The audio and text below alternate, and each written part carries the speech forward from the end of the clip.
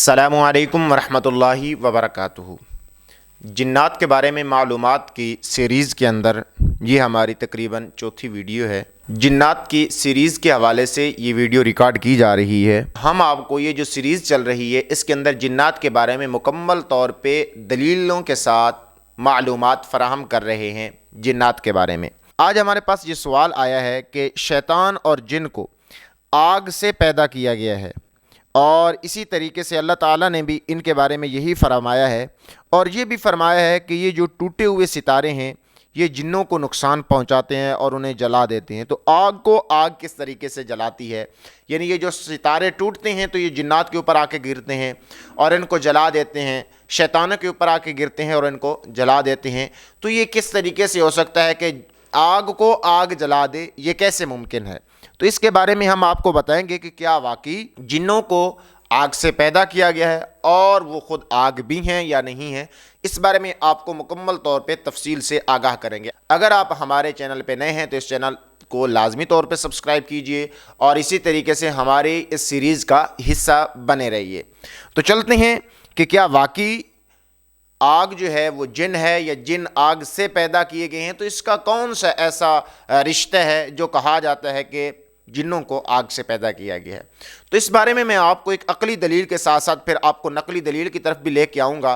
पहली बात यह है कि ये जो जिन होते हैं, हमने सुना अल्लाह ताला ने भी बयान किया कि जिन्नों को आग से पैदा किया गया है, शैतान को आग से पैदा किया गया। इसी तरीके से अल्लाह ताला ने फरमाया कि इंसान को मट्टी के गारे से पैदा किया गया है। तो ये जो इंसान है वो मट्टी तो नहीं है ना, अगरचे पैदा मट्टी से किया गया है, हयात उसकी मट्टी ही थी, यानी कि उसका जो मादा था वो मट्टी ही था, लेकिन वो मट्टी तो नहीं है और मट्टी जैसी उसकी मुकम्मल शक्ल व सूरत भी नहीं है जिस तरीके से आम तौर पे मट्टी होती है। तो यही बात है कि ये जो जिन होते हैं अल्लाह ताला ने पैदा तो इनको आग से किया है, लेकिन वो आग नहीं होते। यानी कि हम ये नहीं कह सकते कि वो आग ही हैं, गोया कि वो जहाँ जाएंगे जला देंगे, ऐसा होगा ऐसा होगा, ऐसी कोई बात नहीं है। अल्लाह ताला ने उनको पैदा आग से किया है, लेकिन ये बात है कि वो मुकम्मल तौर पे आग नहीं है, पैदा आग से किया गया है। इसी सूरत के अंदर के क्या वाकई जिन जो होते हैं वो आग नहीं होते, इसके बारे में अल्लाह तबारक व तआला के नबी आका अला नबीना अलैहिस्सलातु वस्सलाम का इरशाद ग्रामी है कि आका अलैहिस्सलातु वस्सलाम ने इरशाद फरमाया, किताब का नाम मुस्नद अहमद है, सफ़ा नंबर 104 105 जिल्द नंबर 5 है। तो शैतान मेरी नमाज के सामने आए तो मैंने उसका गला घूंट दिया और मैंने अपने हाथ पर उसके लुआब की ठंडक महसूस की। यह आका अलैहिस्सलातु वस्सलाम का फरमान है। फवजदतु बर्दन रीक़हु अला यदी, मैंने अपने हाथ पर उसके ठंडक महसूस फरमाई। तो अब फरमाया कि जो जलाने वाली चीज़ होती है उसका लुआब कैसे ठंडा हो सकता है, यानी कि जो आग हो, अगर कहा जाए कि जिन आग ही हैं तो उससे कैसे मालूम होगा कि ये वाकई तौर पे आग हैं। तो मालूम ये हुआ कि जिन जो होते हैं वो आग नहीं होते, अगरचे आग से पैदा किए गए हैं, आग से अगरचे पैदा किए गए हैं, लेकिन वो आग नहीं होते। इसी तरीके से आगे चलें तो मालूम होता है कि ये जो कुरान हदीस मुबारका के अंदर है कि इनके ऊपर से सितारे मारे जाते हैं, तो ये कहाँ तक सही है और कहाँ तक जायज़ है और कहाँ तक नाजायज़ है ये बात।